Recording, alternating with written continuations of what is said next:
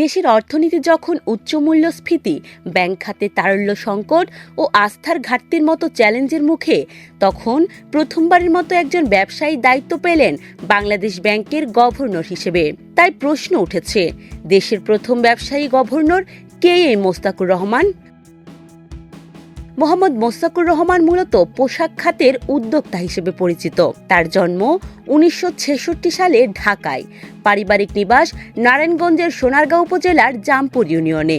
দীর্ঘদিন ধরে তিনি রপ্তানিমুখী শিল্প প্রতিষ্ঠান হেরা সোয়েটার্স লিমিটেডের ব্যবস্থাপনা পরিচালক ও প্রধান নির্বাহী কর্মকর্তা হিসেবে দায়িত্ব পালন করেছেন।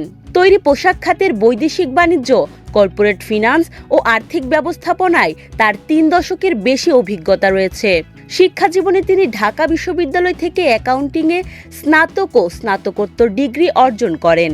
পরে 1991 সালে institute of cost and management accountants of Bangladesh ICMAB থেকে FCMA ডিগ্রি লাভ করেন এবং বর্তমানে প্রতিষ্ঠানটির একজন ফেলো সদস্য।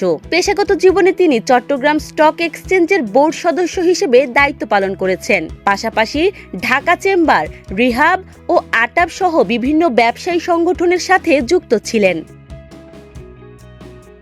আওয়ামী লীগ সরকারের পতনের পর অন্তর্বর্তী সরকারের সময় গভর্নর হওয়া অর্থনীতিবিদ আহসান এইচ মনসুরের স্থলাভিষিক্ত হলেন মোস্তাকুর রহমান।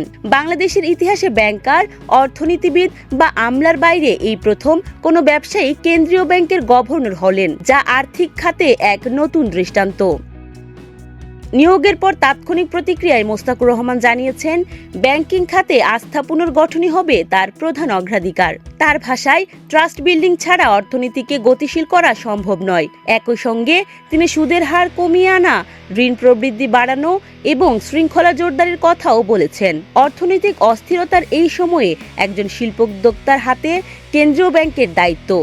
এ সিদ্ধান্ত কতটা ইতিবাচক ফল বয়ে আনবে, এখন সেটিই দেখার বিষয়।